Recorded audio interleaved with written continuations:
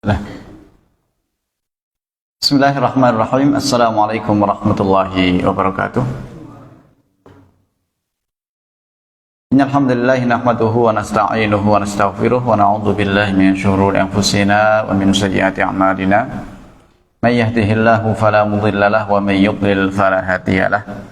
Asyhadu an la ilaha illallah wahdahu la syarika lahu wa asyhadu anna Muhammadan abduhu wa rasuluh la nabiyya wa la rasula ba'dah. Ikhwan fillah ma'asyiral muslimin, kembali kita melanjutkan kajian dari kitab Durusul Muhimmah li Ammatil Ummah di Syekhul Islam Abdul Aziz Ibn Baz rahimahullah ta'ala dengan syarah Syekh Haitham sarhan hafizahullah ta'ala. Kemarin kita masuk ke daras masalah syarat rukun iman ya, rukun iman. Bismillah, kita mulai. Qala al-muallifu atau qala asy-syarihu hafizallahu ta'ala, ar-ruknul awal, rukun yang pertama adalah al-imanu billah, iman kepada Allah subhanahu wa ta'ala. Lah bagaimana iman kita kepada Allah subhanahu wa ta'ala? Bagaimana kita beriman kepada Allah subhanahu wa ta'ala? Iman kepada Allah subhanahu wa ta'ala itu tidak bisa terwujud kecuali dengan empat hal. Ini. Pertama adalah al-imanu biwujudillahi subhanahu wa ta'ala. Iman terhadap wujudnya Allah, bahwasanya Allah Ta'ala itu ada. Bahwasanya Allah Ta'ala itu ada. Dan ini bisa dibuktikan dari berbagai dalil. Pertama, dalil bil akal, dengan akal. Kemudian dalil dengan his, dengan indra. Kemudian dalil dengan fitrah, dan juga dalil dengan syariat. Dalil dengan syariat bisyara itu mesti semua kitab-kitab samawiyah, kitab-kitab yang Allah Ta'ala turunkan, entah itu kitab Zabur, Taurat, Injil, Suhuf Musa, Suhuf Ibrahim, semuanya mengatakan bahwasanya Allah Subhanahu wa ta'ala itu ada. Kemudian bil akal, untuk secara akal, kan tidak mungkin alam semesta alam ini yang berjalan begitu rapinya, begitu dahsyatnya berjalan terus seperti ini tanpa ada yang menciptakan.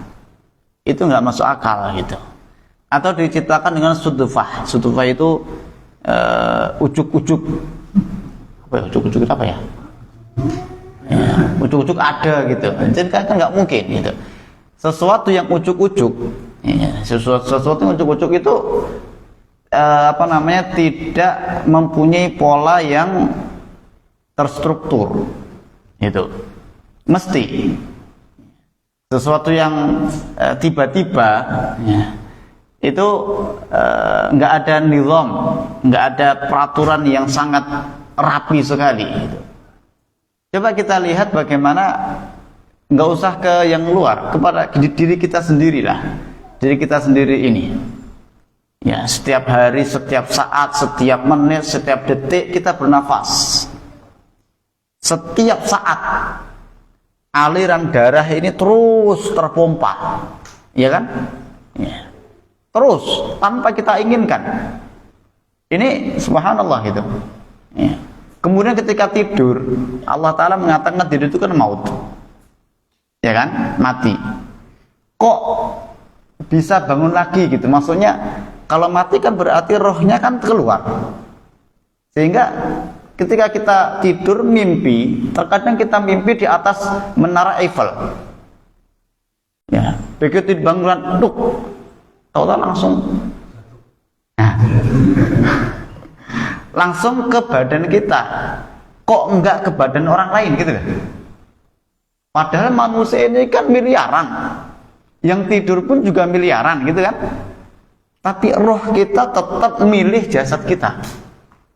Sebegitunya teratur alam ini, gitu kan?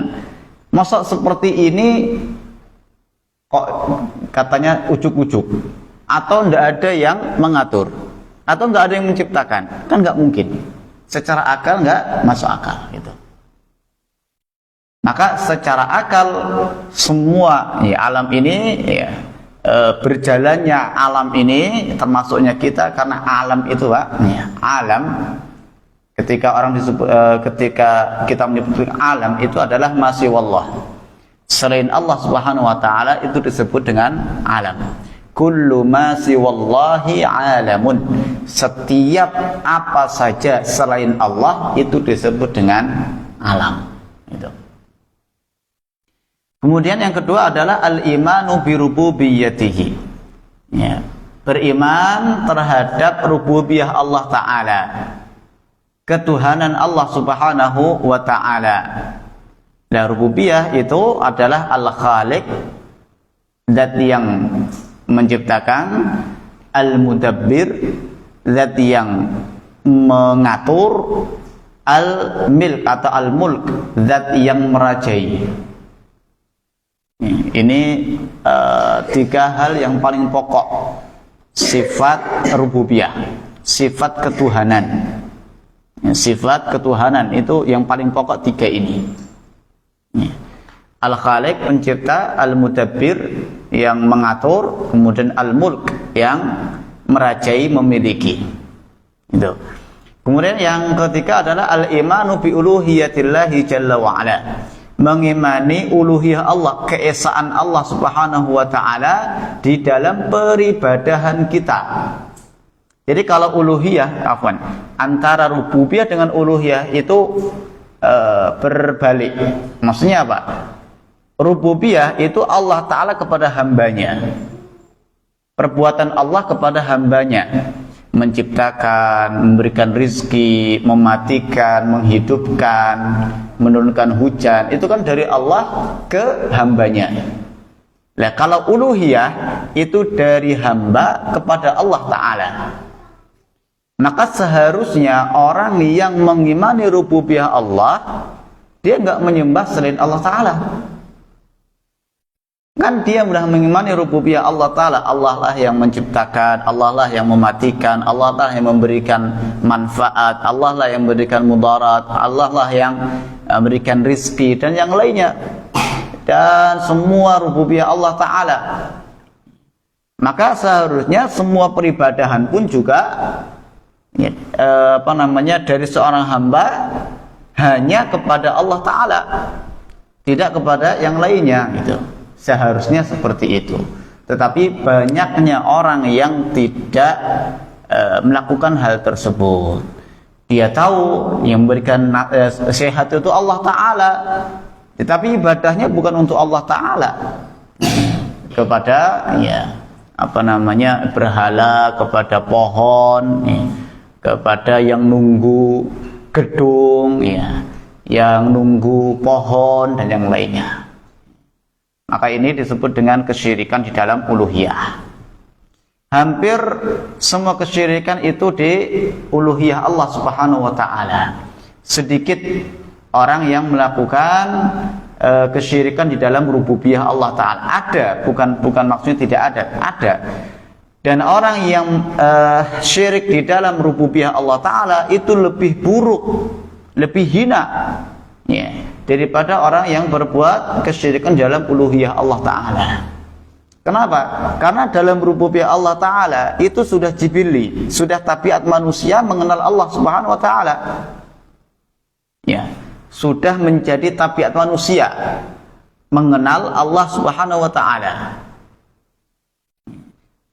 Orang-orang musyrik dahulu tidak ada atau sedikit sekali dari mereka yang berbuat syirik dari dari rububiyah Allah taala. Makanya mereka mengimani Allah Subhanahu wa taala yang menciptakan, yang memberikan rezeki, yang menurunkan hujan, itu Allah Subhanahu wa taala. Bukan siapa-siapa yang menumbuhkan tanaman-tanaman, itu Allah Subhanahu wa taala gitu.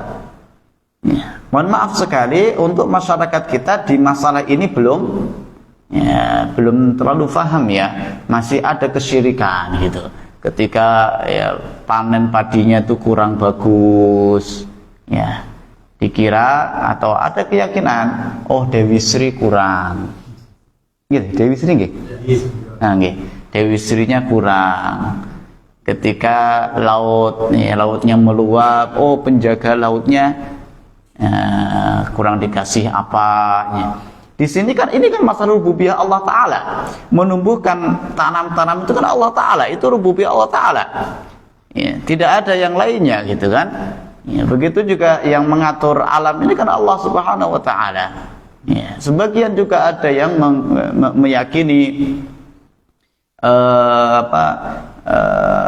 imam fulan, kiai fulan, ya, syekh fulan, ya, itu bisa mengatur alam, ya, memberikan hujan, ya. Ini kan kesyirikan di dalam rububiyah Allah Subhanahu Wa Ta'ala, dan kesyirikan di dalam rububiyah Allah Ta'ala itu lebih hina daripada kesyirikan di dalam uluhiyah Allah Ta'ala, ya. Kemudian yang terakhir adalah al-imanu bi asma'i wa sifati, mengimani sifat-sifat Allah dan nama-nama Allah Subhanahu wa Ta'ala. Ini rukun yang pertama. Kemudian kita masuk ke rukun yang kedua, yaitu al-imanu bil malaikah, iman kepada para malaikat. Siapa sih malaikat itu? Malaikat adalah alamun ghaibiyun, alam yang gaib, bangsa gaib. Khalaqahumullahu min nurin, Allah Ta'ala ciptakan mereka dari cahaya. Lah, sifatnya bagaimana? Sifatnya yuti'unallaha wa la ya'sunahu. Mereka itu senantiasa taat kepada Allah dan tidak pernah bermaksiat. Ini sifat malaikat. Tidak pernah bermaksiat dan terus menerus tanpa ada bosan, tanpa ada letih untuk taat kepada Allah Subhanahu wa Ta'ala. Lah, tetapi mereka adalah ajsam. Mereka itu punya jism, punya tubuh dan punya roh. Berarti mereka makhluk gitu. Kalau makhluk berarti tidak ada sifat rububiyah, tidak ada sifat ketuhanan, maka tidak boleh tidak boleh dijadikan sekutu untuk Allah Subhanahu wa Ta'ala. Ya khana fitina azanillahu wa iyyakum, ya. Maka kita beriman kepada malaikat ini seperti apa yang disifatkan di sini. Ya, malaikat itu adalah makhluk dari yang Allah Ta'ala ciptakan dari nur, dari cahaya. Ya, mereka adalah makhluk yang tidak pernah bermaksiat kepada Allah Subhanahu wa Ta'ala. Pertanyaan, mana lebih mulia Pak antara malaikat dengan manusia?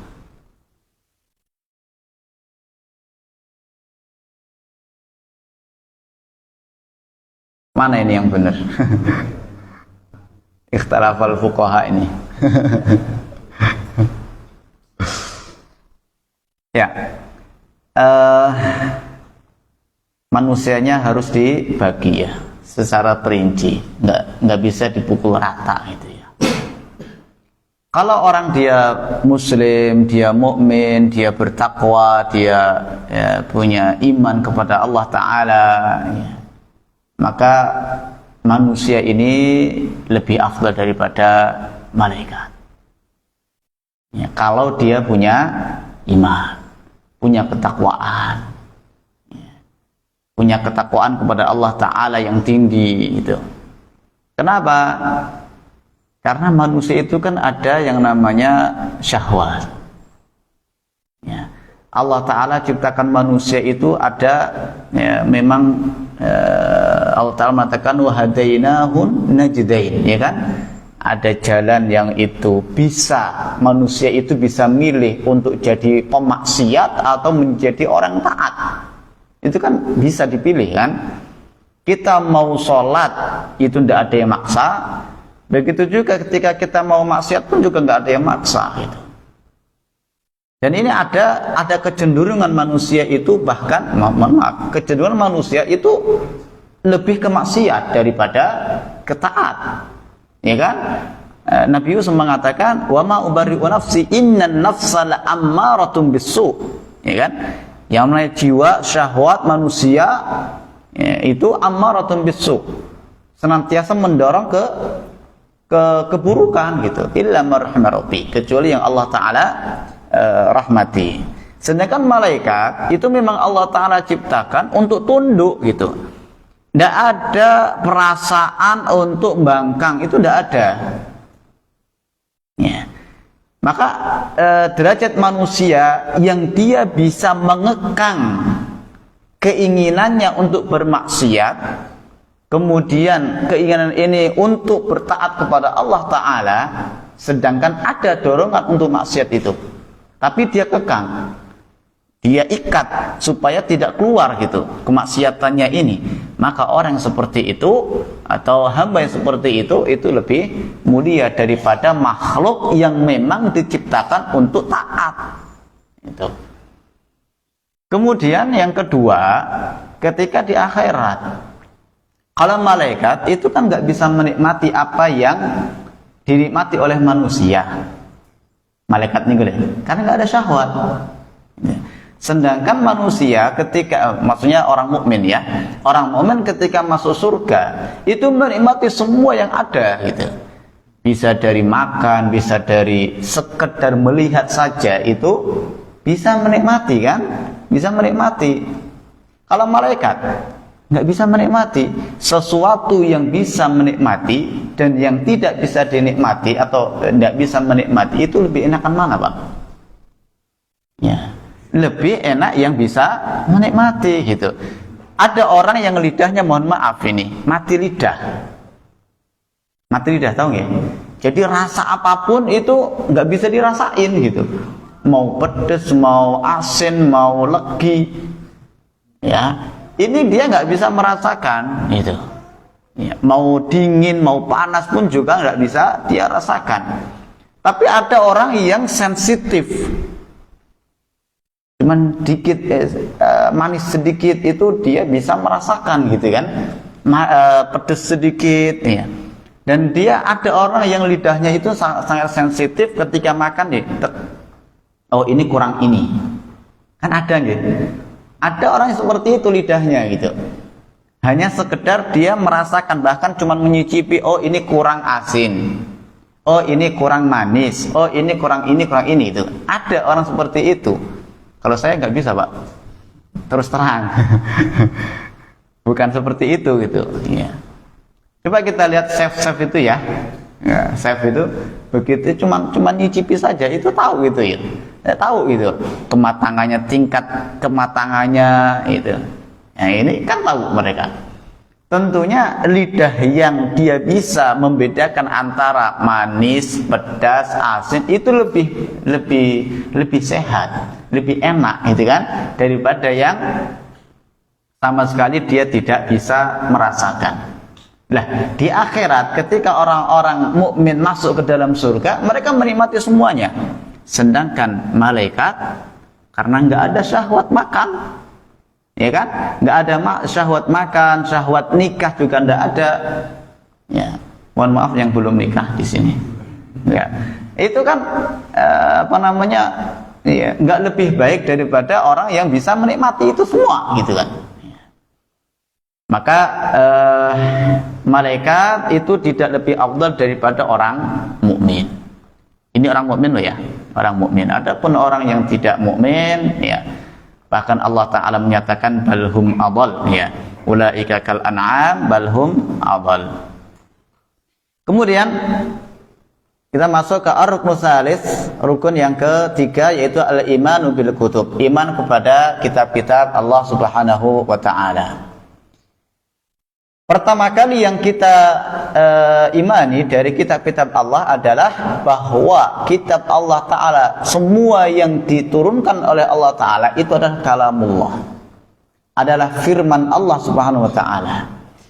Entah itu Taurat adalah kalam Allah, Injil kalam Allah, Zabur kalam Allah, firman Allah Subhanahu wa Ta'ala.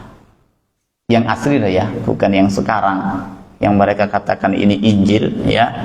Ya, Tapi yang asli itu semuanya adalah firman Allah Subhanahu wa taala, apalagi Al-Qur'an itu.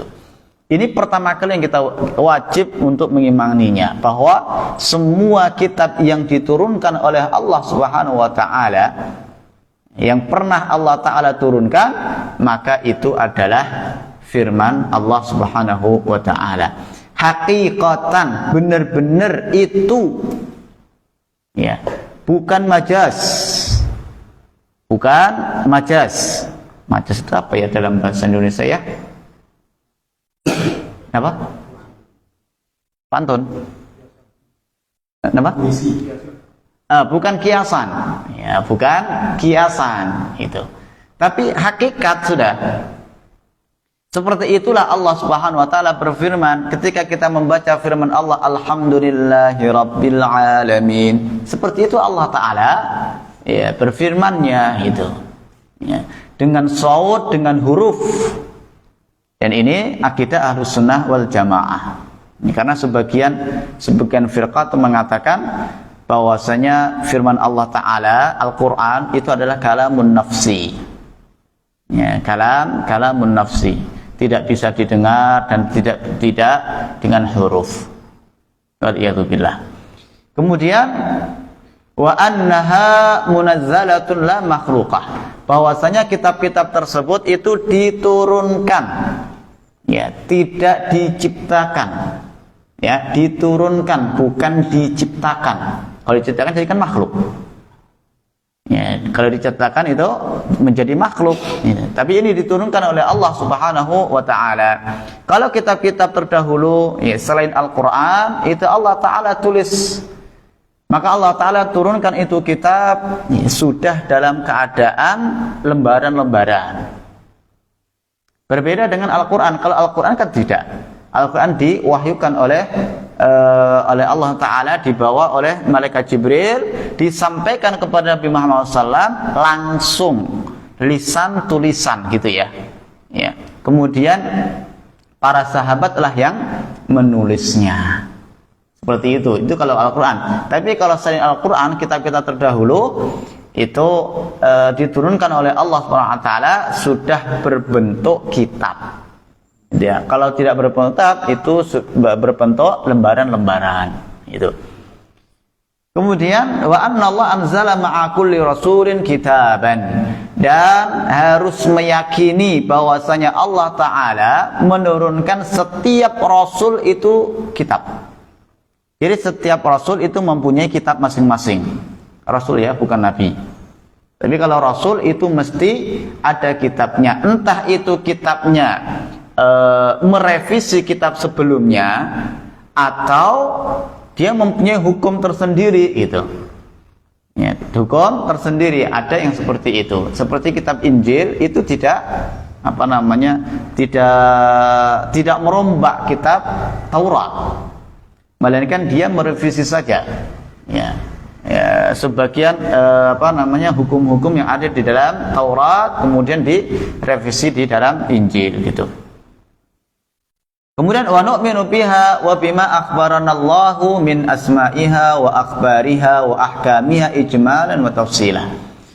Kita juga beriman kepada kabar-kabar yang ada di dalam kitab tersebut. Nah, apa saja kabar yang ada di dalam kitab tersebut? Semuanya, ini salah satunya ya, kabar yang semuanya menceritakan. Semua yang menceritakan dalam kitab mereka adalah tentang hari kiamat. Hari kiamat itu semuanya diterangkan dalam kitab-kitab mereka, Pak. Baik itu Suhuf Musa, Suhuf Ibrahim, Taurat, Injil, Zabur, ya. Itu semuanya menerangkan tentang adanya hari kiamat. Maka wajib kita imani itu. Kemudian selanjutnya ar-ruknur rabi', rukun yang keempat adalah al-imanu bir-rusul, iman kepada para rasul. Pertama kali yang kita imani bahwasanya semua rasul itu adalah hamba Allah. Tidak ada satupun dari rasul yang dia mempunyai sifat ketuhanan. Ya, sifat ketuhanan sama sekali tidak. Mereka adalah basyarun, seperti manusia. Bukan seperti manusia. Kalau seperti manusia itu bukan manusia ya. Maksudnya seperti manusia biasa. Nabi SAW pun adalah seorang manusia biasa. Ya. Qul innama ana basyarun mithlukum. Katakanlah Muhammad SAW, sesungguhnya aku ini adalah manusia seperti kalian. Kalau manusia, maka mereka tidak mempunyai kekhususan rububiyah sedikit pun. Tidak ada. Sehingga mereka tidak berhak untuk disembah. Dan tidak ada keberhakan untuk disembah. Gitu. Wa annahum abidun la yu'badu, mereka itu adalah hamba yang tidak boleh disembah. Wa annallaha arsalahum wa auha ilaihim, tetapi Allah Ta'ala mengutus mereka dan memberikan wahyu kepada mereka. Ini bedanya ya, ini bedanya ya, kalau kita kan nggak ada wahyu buat kita ya. Ya, siapa kita ya? Ya. Kemudian wa ayyadahum bil ayat, dan Allah Ta'ala memperkuat mereka dengan ayat-ayatnya, ya, maksudnya dengan mukjizat ya. Wa annahum addul amanah wa nasahul ummah wa ballaghu wa jahadu fillahi haqqa jihadi. Dan kita juga mengimani kepada mereka bahwasanya mereka itu sudah menyampaikan semua risalahnya kepada umatnya masing-masing. Nabi Isa sudah menyampaikan kepada ya, umatnya, Nabi Musa juga sudah menyampaikan kepada mereka. Intinya semua rasul itu sudah menyampaikan risalah mereka kepada umatnya masing-masing. Dan tidak ada satupun rasul yang menyembunyikan risalah mereka. Jadi semua apa yang diwahyukan oleh Allah Ta'ala kepada rasul itu semuanya sudah disampaikan kepada umatnya masing-masing. Tidak ada yang disembunyikan ya, tidak ada yang disembunyikan, walaupun hanya satu ayat. Nabi Isa menyembunyikan satu ayat dari Injil, tidak. Semuanya sudah disampaikan oleh Nabi Isa kepada umatnya gitu. Dan ini harus kita imani. Kalau masih ada ya keraguan di dalam masalah amanahnya para nabi dan rasul, ya, maka kita belum mengimani dengan benar di dalam beriman kepada para rasul. Kemudian ar-ruknul khamis, rukun yang ke-5, yaitu al-imanu bil yaumil akhir, iman kepada hari akhir. Iman kepada hari akhir ini dimulai dari sakaratul maut. Jadi kematian itu Pak ya, kematian itu adalah gerbangnya akhirat. Ketika orang itu meninggal, berarti dia sudah masuk ke gerbangnya akhirat ya, belum masuk ke akhiratnya, tapi sudah masuk ke dalam gerbang akhiratnya. Dari sinilah iman kepada hari akhir itu berjalan gitu. Kemudian juga mengimani apa saja yang akan terjadi ketika orang itu sudah meninggal. Ya, ketika orang itu sudah meninggal, apa saja akan terjadi? Pertama, akan ditanya atau disebut dengan fitnatul kubur. Fitnahnya orang yang sudah dikubur. Maksudnya apa? Pertanyaan dari dua malaikat. Ya, ada dua malaikat, ada yang mengatakan satu, ada yang mengatakan dua. Yang penting ada pertanyaan yang akan dilontarkan kepada kepada mayit tersebut. Loh, ini kan dikubur. Bagaimana kalau orang terbakar? Ya, atau dia dimakan hewan. Ya kan fitin azanillahu wa iyyakum, masalah ini adalah masalah ghaib. Ya, ini adalah masalah ghaib.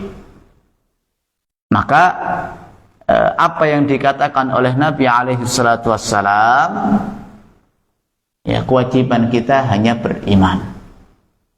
Entah itu dia dimakan atau dicaplok atau dibakar yang nggak ada wujudnya lagi, maka kita katakan akan ditanya. Ya, akan ditanya walaupun secara jasad itu sudah tidak ada lagi jasadnya. Orang tenggelam ke laut kemudian dimakan hiu umpamanya, kan sudah nggak berupa jasad lagi. Ya, tetap akan ditanya karena ini masalah gaib. Masalah gaib itu tidak bisa diindra, sama sekali tidak bisa. Itu. Ikhwan fillah azanillahu wa iyyakum. Kemudian juga mengimani adanya nikmat kubur atau azab kubur. Karena orang ketika sudah meninggal, maka dia berarti masuk ke alam barzah, kan? Masuk ke alam barzah dan tidak mungkin bisa kembali lagi. Katanya ada orang mati suri ya. Mati suri itu sebenarnya ya, itu belum mati memang gitu. Memang belum mati gitu. Kalau orang itu sudah mati berarti sudah masuk ke alam barzah. Kalau sudah masuk ke alam barzah itu nggak mungkin dia bisa kembali lagi. Mohon maaf ya. Logiknya gini. Ketika orang itu sudah masuk ke alam satunya, selanjutnya itu tidak akan bisa kembali ke alam sebelumnya. Contoh gini. Kita semuanya kan dulu di alam rahim kan? Di alam rahim ibu. Ketika kita keluar, apa bisa? Walaupun hanya 1 menit setelah keluar, setelah lahir, bisa masuk lagi?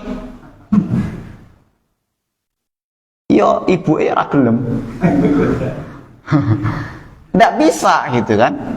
Walaupun hanya sekedar, nggak usah hitungan menit, hitungan detik saja lah. Hitungan detik saja. Balikin lagi. Balikin lagi mamanya. Dokternya nggak terima, udah nggak terima di sini, masukin lagi, bawa sana. Nggak bisa itu. Kalau sudah lahir itu tidak mungkin akan masuk lagi. Begitu juga ketika kita sudah pindah alam, Mbak. Itu nggak mungkin balik lagi ke alam dunia itu. Itu tidak mungkin, mustahil akan balik lagi. Maka apa yang akan terjadi di di alam kubur atau alam barzakh itu semuanya adalah gaib. Kita tinggal mengimani, ya, meyakini apa yang diceritakan oleh Nabi alaihi salatu wassalam. Bahwasanya di sana ada nikmat kubur, nikmat alam barzakh, atau di sana ada azab. Ya.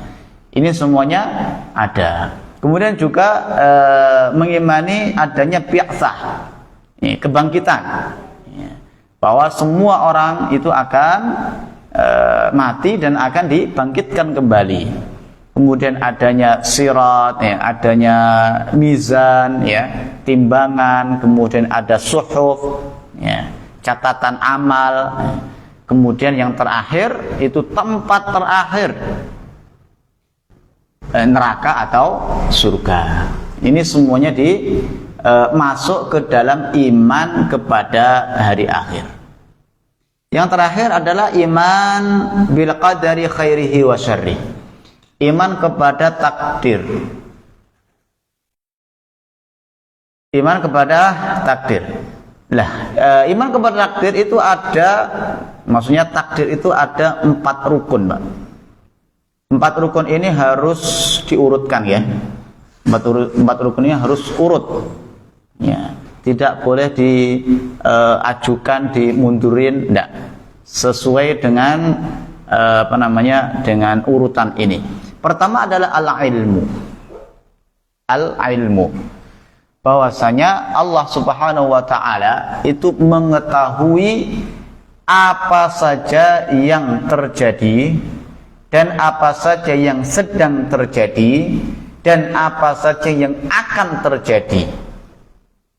Ya, ini semuanya Allah SWT sudah mengetahui. Tidak ada yang luput dari ilmu Allah. Tidak ada. Jadi ilmu Allah Subhanahu wa taala itu sempurna, detail, sedetail-detailnya. Ini ilmu Allah Subhanahu wa taala. Allah taala mengetahui semuanya. Kemudian kedua, al-kitabah. Allah taala tahu, Allah taala berilmu, ya. Kalau ilmu kita itu kan didahului dengan kebodohan, kemudian kita tahu, belum tentu kita tahu terus. Besok sudah lupa. Nah, kewajiban kemarin apa, Pak? Sudah lupa, Pak? Baru kemarin. Masya Allah. Itulah kita, Pak, ya. Itulah ilmu kita, gitu. Ilmu kita itu diawali dengan kebodohan, kemudian tahu, kemudian lupa, gitu ya. Tapi kalau Allah Subhanahu wa taala tidak didahului dengan tidak tahu dan juga tidak diakhiri dengan lupa. Allah taala mengetahui semuanya, itu. Kemudian yang kedua adalah al-kitabah, ditulis. Allah taala punya ilmu, kemudian ditulis. Ya, yaitu ditulis di Lauhil Mahfuz. Kemudian setelah itu al-masyiah. Masyiah itu kehendak. Ya, kehendak. Apa yang terjadi di alam ini itu adalah kehendak Allah taala. Ya. Kita berbicara, kita berkumpul, kita berpisah, ini semuanya atas ilmu Allah, atas ya apa yang sudah Allah taala tulis dan atas masyiatillah, ya, keinginan Allah Subhanahu wa taala. Yang terakhir al-khalqu, ya, yaitu ciptaan. Kita ini adalah ciptaan Allah, ya, perbuatan kita ciptaan Allah, sifat kita pun juga ciptaan Allah Subhanahu wa taala, dan apa yang terjadi ini juga ciptaan Allah Subhanahu wa taala. Ini sesuai dengan, harus disesuaikan secara urut seperti ini: al-ilmu, al-kitabah, al-masyiah, al-khalq. Ya, ada yang menggambarkan seperti ini supaya kita paham. Ya, ini hanya sekedar takribudz dzihni saja untuk mendekatkan mendekatkan pemahaman. Ketika kita mau membuat rumah, Pak.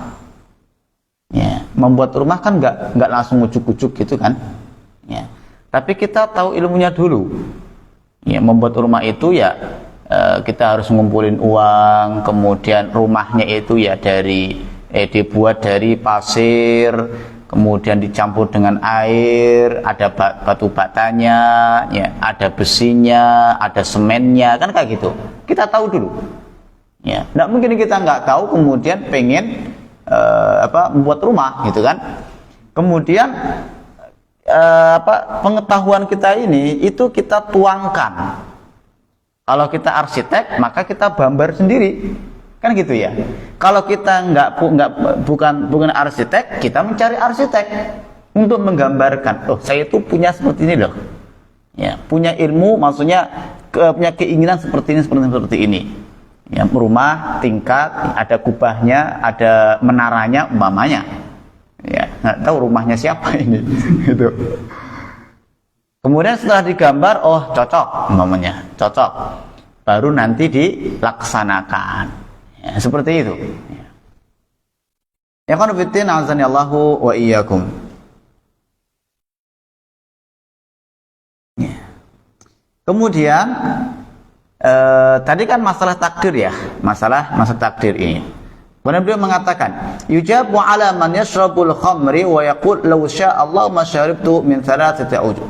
Kemudian bagaimana kalau ada orang yang dia bermaksiat, kemudian dia mengatakan, kalau seandainya Allah Ta'ala tidak menakdirkanku untuk berbuat maksiat, saya nggak akan berbuat maksiat. Kira-kira benar apa betul nih, Pak? Sama sekali tidak. Dan tidak bisa dipakai untuk hujjah. Takdir itu tidak terima. Maksudnya berhujjah dengan takdir Ya, alasan takdir untuk membenarkan maksiat itu tidak bisa, tidak diterima oleh Allah Ta'ala. Karena hakikatnya kita kan sebelum melakukan itu kan kita nggak tahu, ya kan? Kita nggak tahu takdirnya bagaimana untuk kita ini. Ya. Nanti jam 12 itu kita ngapain juga kita nggak tahu kan? Kita cuma punya keinginan jam 12 tidur, atau jam 12 saya bangun malam, ya, baca Quran. Tapi kan kita nggak tahu apakah terwujud atau tidak. Takdirnya bagaimana nanti, itu sama sekali kita nggak tahu. Lah bagaimana ketidaktahuan ini dijadikan hujjah, alasan, maka tidak benar. Nah, di sini coba kita lihat bagaimana menjawab orang yang bermaksiat kemudian berhujjah, beralasan dengan ini kan takdir saya gitu. Takdir saya bermaksiat. Bagaimana? Coba kita lihat. Yudrabu hatta yughma alaih, kata pensyarah. Kalau ada orang yang berhujjah, ya, maksiat kemudian berhujjah dengan takdir, pukul aja dia. Pukul aja dia sampai dia pingsan. Kemudian setelah itu, setelah siuman, kita bilang, oh tadi saya mukul kamu itu karena takdir Allah. Kira-kira dia terima enggak? Kira-kira diterima enggak Pak itu? Enggak terima kan? Enggak terima. Begitu juga, ya Allah Ta'ala enggak akan terima. Kita bermaksiat kemudian, ya Allah kok saya dihukum? Padahal itu kan takdir engkau juga itu. Sebagaimana kita enggak terima ketika kita dipukul oleh orang, kemudian orang tersebut mengatakan, oh takdir saya mukul kamu kok. Ya jangan marah-marah. Kan enggak terima kita. Ya, seperti itulah Pak. Ini seperti kisah kisah pada zaman Umar bin Khattab radhiyallahu taala anhu. Di sini disebutkan rufi'a ila Umar radhiyallahu anhu sariqun. Diangkat ini ada ada orang yang mencuri yang berhak dipotong tangannya, ya, dilaporkan kepada Nabi sallallahu alaihi wasallam, kepada Umar bin Khattab radhiyallahu anhu. Fa amara bi qat'iyatihi. Maka Umar menyuruh untuk dipotong tangannya. Faqal, maka pencuri tadi mengatakan, ya Amirul Mukminin, ya, wallahi ma saraktu illa bimasyiatillah. Demi Allah, saya itu mencuri itu atas kehendak Allah. Atas kehendak Allah Ta'ala. Maksudnya takdir Allah Ta'ala saya mencuri tadi. Maka apa kata Umar? Ya. Kata Umar, wa nahnu la naqta'uka illa bimasyiatillah. Dan kami pun juga sama. Kami mau motong tanganmu ini juga takdir dari Allah. Ya. Maka tidak bisa, ya, sebuah kemungkaran itu beralasan dengan takdir. Itu tidak bisa. Toh kita ini bisa untuk melaksanakan ketaatan, juga bisa untuk melaksanakan kemaksiatan gitu loh. Ya, ketika mau meninggalkan maksiat kita juga bisa. Dan tidak ada yang memaksa kita gitu. Kemudian ya ini yang ketiga, ya, yuqalu li hadzal ladzi yahtajja bil qadar aw al masyiah hal anta tash'uru hina fa'alta hadhihi al ma'siyah anna hadan akrahaka. Ya. Apakah kamu merasakan bahwanya ketika mau maksiat itu ada yang memaksamu? Kan enggak ada. Seharusnya hal tersebut itu untuk, ya, meninggalkan maksiat. Kalau enggak ada yang maksa, ya kan, nggak ada yang maksa, seharusnya kan bisa ditinggalkan. Gitu. Kemudian kita masuk ke ad-darsul rabi', pelajaran yang keempat, aqsamut tauhid wa aqsamus syirki, macam-macam tauhid dan macam-macam kesyirikan.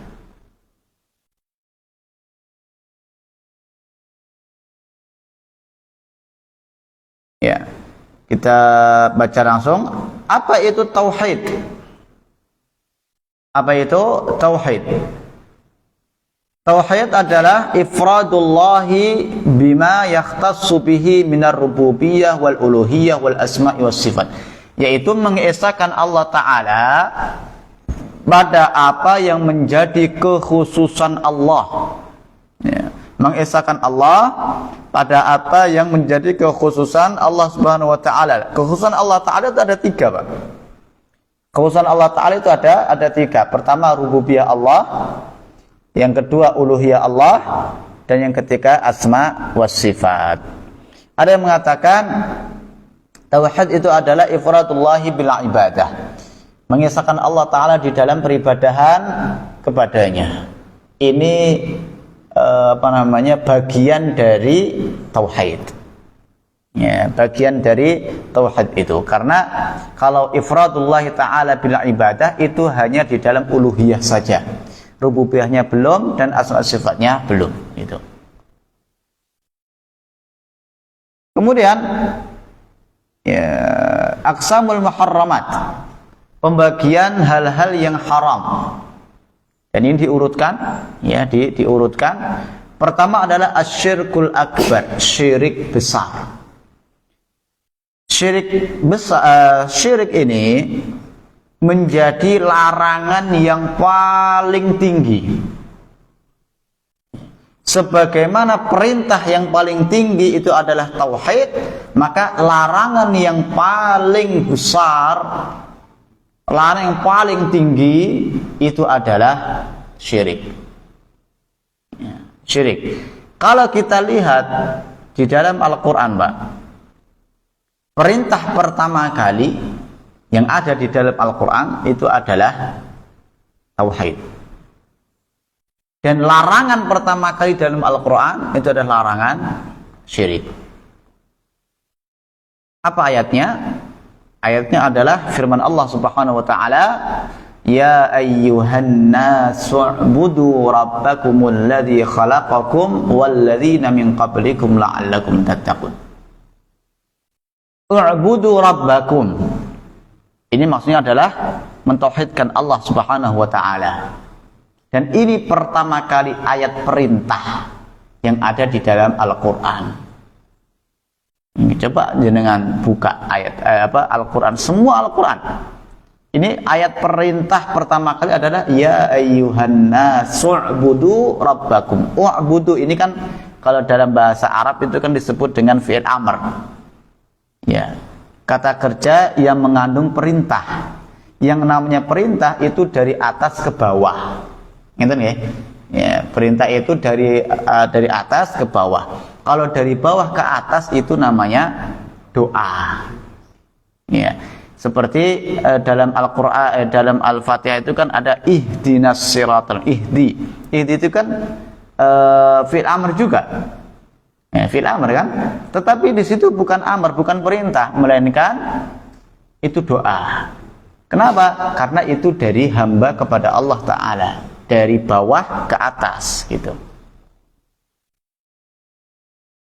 Kemudian Allah Ta'ala di dalam ayat itu mengakhiri dengan fala taj'alu lillahi andada wa antum ta'lamun. Ya, fala taj'alu lillahi andada, ini maksudnya adalah kesyirikan. Jangan menjadikan sekutu-sekutu bagi Allah Ta'ala. Ini larangan. La taj'al itu kan dalam fi'ilnya fi'il nahi kan? Bagi yang sudah pernah belajar bahasa Arab itu fi'ilnya fi'il nahi. Fi'il yang untuk melarang itu, untuk melarang. Dan Allah Ta'ala dalam Al-Qur'annya pertama kali larangan adalah larangan tentang kesyirikan. Perintah tauhid. Larangan kesyirikan. Nah, ternyata kesyirikan atau syirik atau dosa syirik itu terbagi menjadi 2 dan masuk ke dalam hal-hal yang diharamkan oleh Allah Subhanahu wa Ta'ala. Paling tinggi adalah asyirkul akbar, syirik besar. Kemudian bawahnya adalah syirik asghar, asyirkul asghar, ini bawahnya. Ya.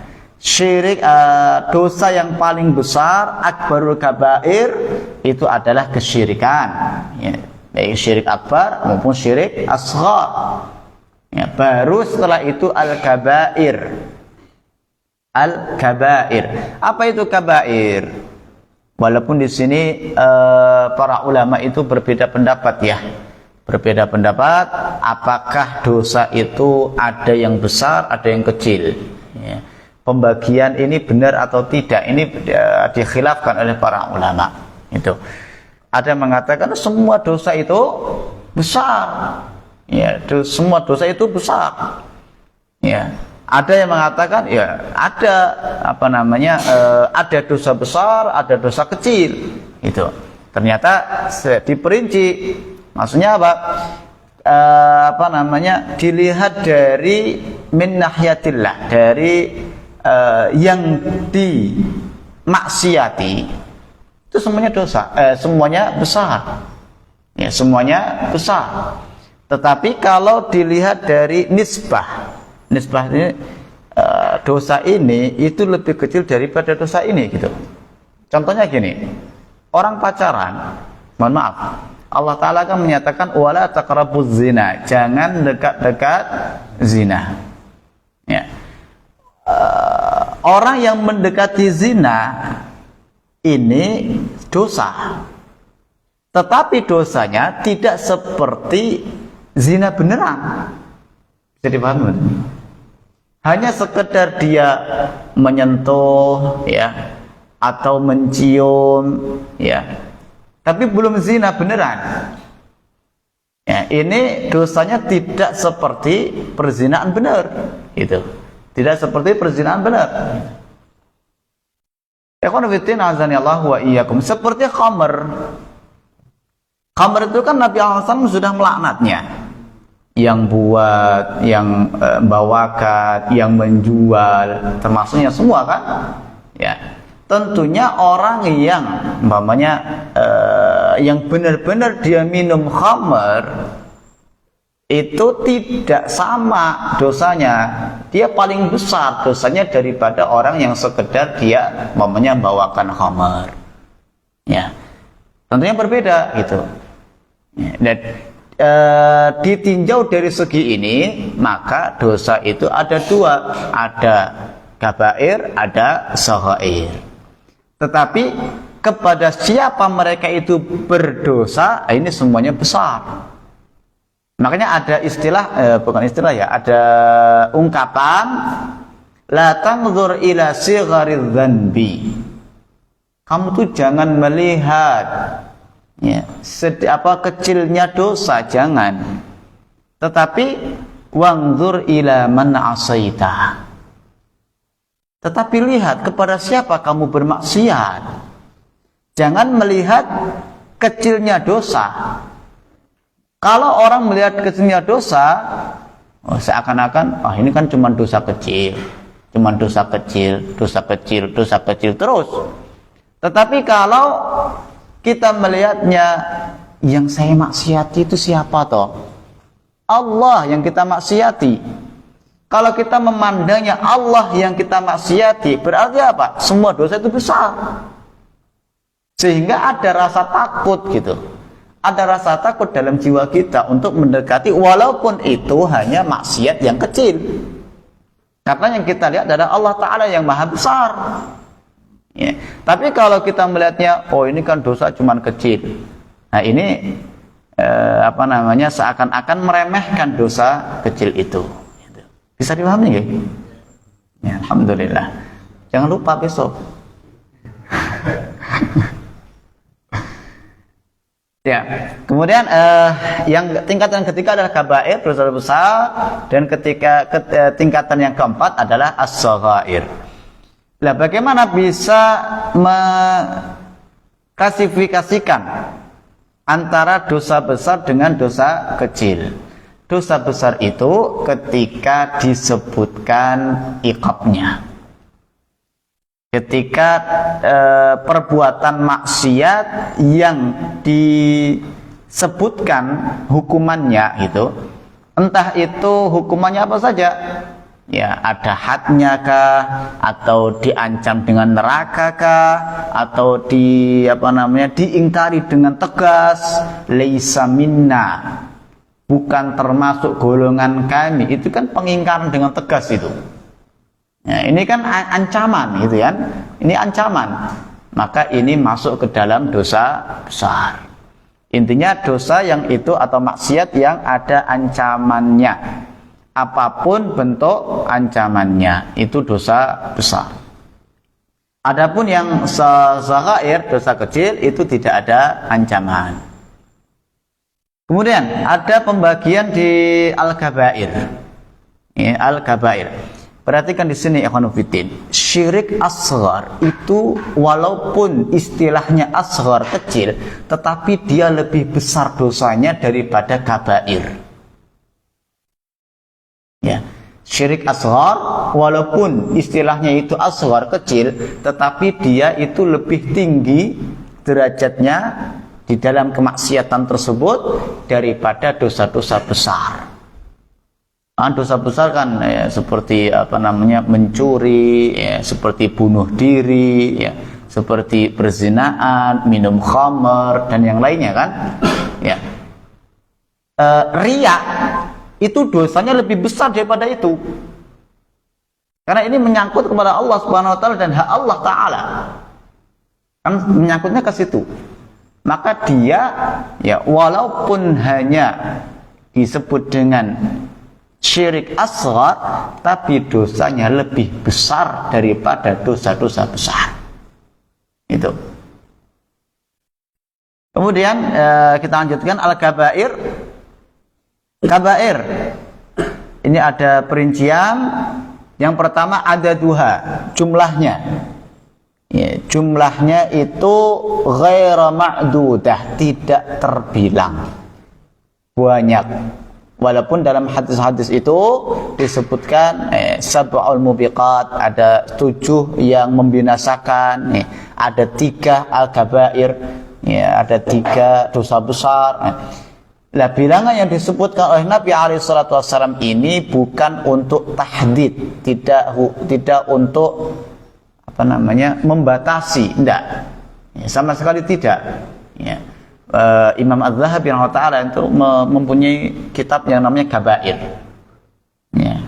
Kitab namanya Al-Kabair. Di situ disebutkan ada mengatakan ada 70, ada mengatakan sampai 700. 700 itu banyak sekali, Pak. Al-Kabair itu. Ya, dosa besar itu. Ya. Maka jangan meremehkan gitu. Kemudian hukmu fa'iliha. Hukum orang yang terjerumus ke dalam kabair. Ya. Dia adalah mukminun naqisul iman. Orang tersebut tetap dinamakan orang mukmin. Dia tidak keluar dari keimanannya selama dia tidak berbuat kesyirikan dan kekufuran atau selevel dengan kekufuran ini. Ya. Kalau dia hanya sekedar melakukan atau terjerumus ke dalam perzinaan, minum khamr, mencuri, ini tidak sampai ke ke imannya hilang. Tidak. Tetapi dia disebut dengan mukmin, ya, tetapi imannya berkurang. Ya. Mukminun naqisul iman. Atau disebut mukmin dengan imannya, fasik dengan kefasikannya, dengan kemaksiatannya. Itu. Kemudian yang selanjutnya, ya, orang yang suka berbuat dosa besar, ini seharusnya tidak dijadikan teman. Ya, tidak dijadikan teman. Ya, la yujalas ma'ahu, tidak duduk-duduk bersama dia itu. Karena ini bisa mempengaruhi, Pak. Kemudian yang selanjutnya yang ketiga, maratibuha, tingkatannya. Ya. Tatafawatu, ini bertingkat-tingkat. Ya. Tingkatan kabair, dosa besar itu juga bertingkat-tingkat, tidak semuanya sama. Ya, tidak semuanya sama itu. Antara uququl walidain ya dengan minum khamr. Ya. Ini berbeda, ya, tingkatannya berbeda. Intinya bahwa dosa besar itu juga berbeda-beda. Hukmuha, hukumnya. Hukum dari melakukan dosa besar itu. Maksudnya apa? Untuk bisa terlepas dari dosa besar, ya, maka harus bertaubat. Tidak ada jalan lain. Berbeda dengan shaghair ya. Kalau shaghair itu kan dengan perbuatan-perbuatan baik, gitu kan? Dengan perbuatan baik seperti sholat, ya, seperti puasa, seperti haji, umrah, sedekah. Nah, ini kan semuanya bisa menggugurkan dosa-dosa kecil. Tapi kalau dosa besar, maka tidak bisa terlepas itu dosanya sampai dia bertaubat. Dan taubatnya pun taubat nasuha. Ya. Taubat yang benar-benar taubat.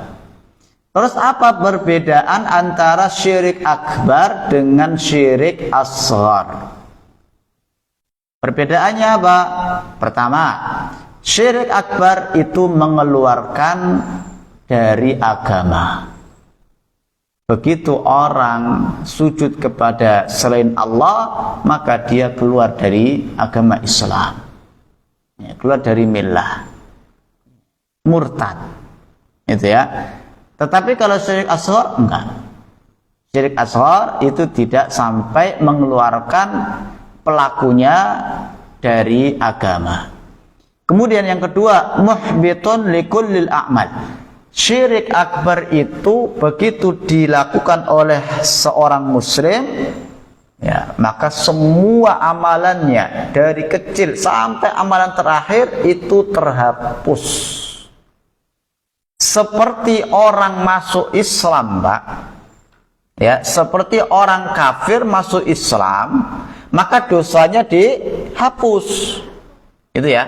Dosanya dihapus itu ketika masuk Islam. Tetapi kalau dia orang muslim, kok dia murtad, maka pahalanya pun juga terhapus. Ya kan seimbang, Pak. Gitu? Seimbang gitu. Ada orang kafir masuk Islam, dosanya dihapus, semuanya. Semua dosa itu dihapus gitu. Tapi sebaliknya, orang muslim yang murtad, pahalane sing dihapus, dosanya ya tetap. Kan seperti itu, Pak. Apa namanya? Ketika ini ada orang kafir itu kan nggak semuanya buruk ya. Ada orang kafir yang nyantuni anak yatim, nyantuni orang miskin, ya dia bersedekah, kan ada. Apakah itu berpahala? Berpahala. Allah Ta'ala catat itu. Ketika dia masuk Islam, itu pahala tetap ada. Itu sudah menjadi celengan dia ketika dia masuk Islam. Tapi dosa-dosa kekufurannya, dosanya dia bermaksiat ketika masih kafir, itu dihapus semua. Itu. Orang muslim pun juga sama kan? Orang muslim itu dia punya pahala, tapi kan juga punya dosa juga gitu. Ketika dia murtad, ya pahalanya tadi terhapus, ya terhapus, dosanya tetap sama, punya celengan, gitu. Kalau tetap kafir, ya pahalanya tidak ada manfaatnya ketika di akhirat. Ya. Wa qadimna ila ma amilu min amalin faja'alnahu haba'an mansura. Nanti, Pak, orang kafir yang mereka menyantuni anak yatim, intinya mereka berbuat baik, itu Allah Ta'ala perlihatkan, oh ini loh perbuatan baikmu itu ketika di dunia itu, diperlihatkan semua. Allah Ta'ala tidak menzalimi satupun sedikit pun perbuatan manusia. Tetapi apa? Ya karena nggak ada sertifikatnya kok. Nah gitu, nggak ada ijazahnya gitu loh. Ya. Maka ya tidak ada gunanya gitu, nggak ada gunanya sama sekali. Allah Ta'ala jadikan itu semuanya menjadi habaan mansura, debu yang berterbangan, nggak ada manfaatnya kalau dia masih kufur sampai meninggal.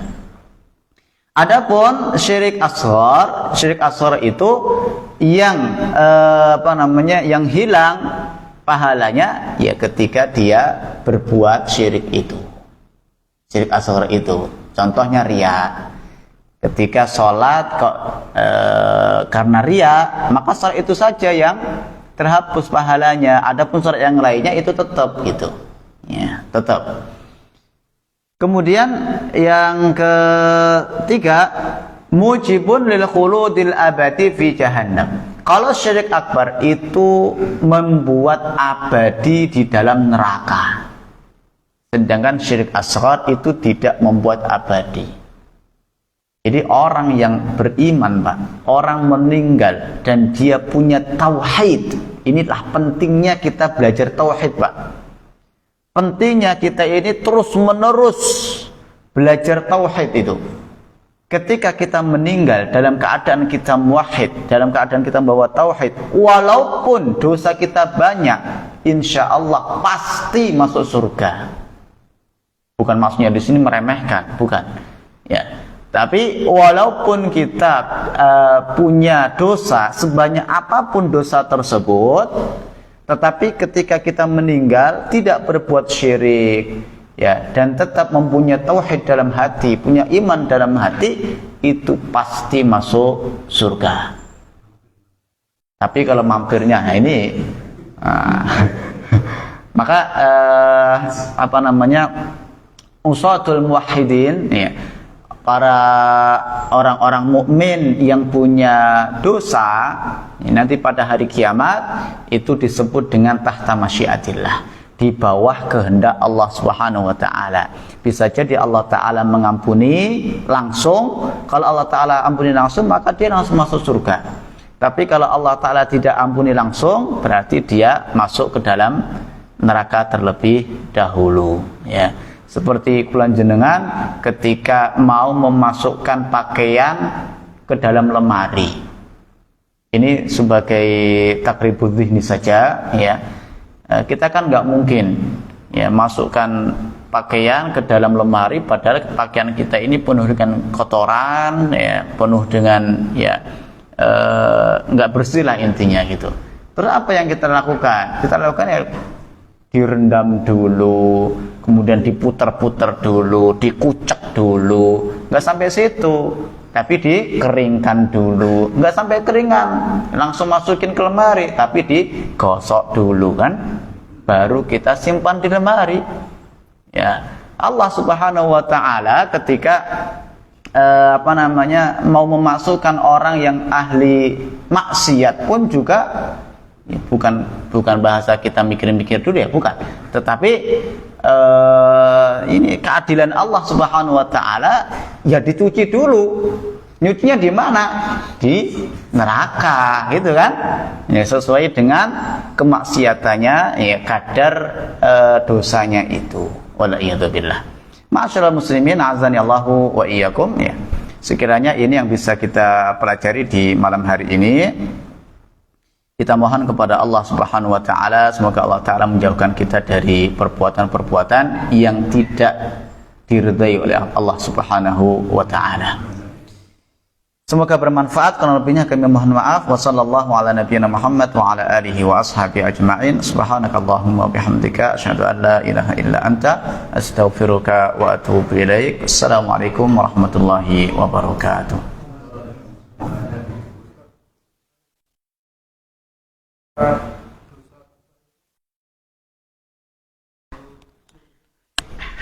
Oh, iya, kebid'ahan itu masuknya ke kabair, Pak. Ya, ke kabair. Cuman apakah lebih besar mana antara kebid'ahan dengan dosa-dosa yang lain? Makanya tadi kan disebutkan bahwa di dosa akbar, ya, dzanbun akbar itu juga yatafawat, berbeda-beda tingkatan dosanya, Itu tingkatan dosanya itu berbeda-beda. Tentunya kebid'ahan, dilihat dulu kebid'ahannya. Kalau itu kebid'ahan yang tidak sampai mengeluarkan seseorang itu dari agama, ya, maka itu lebih besar dosanya daripada dia berbuat kemaksiatan yang lainnya seperti minum khamar gitu. Ya, atas dasar apa? Kalau kebid'ahan itu kan orang yang melakukannya itu tidak merasa kalau itu berdosa. Nah, rasa tidak dosa inilah sebenarnya dosa juga gitu. Rasa tidak berdosa, ya, bahkan mohon maaf, orang yang berbuat kebid'ahan itu kan merasa itu ibadah, ya kan? Merasa itu ibadah itu. Maka orang yang seperti itu dosanya lebih besar karena tidak merasa kalau dia berdosa. Itu. Maka ada ungkapan itu bahwa pelaku bid'ah itu ahabba ila iblis, lebih dicintai sama iblis, sama syaitan daripada pelaku dosa maksiat yang biasa gitu. Yeah.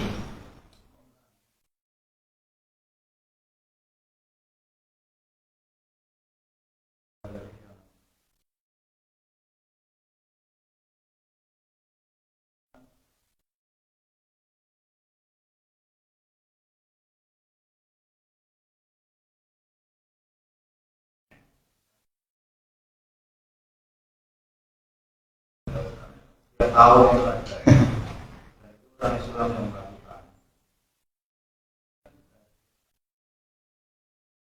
Tapi dia itu tahu atau mungkin tidak tahu, karena nyatanya dia tahu. Berdasarkan Ustaz, ya ini kan sudah murtad ini. Nah, ini pada Islam lalu gimana apa dia ada lagi atau ya? Karena ini kan istilahnya sampai apa? Mutlak ya.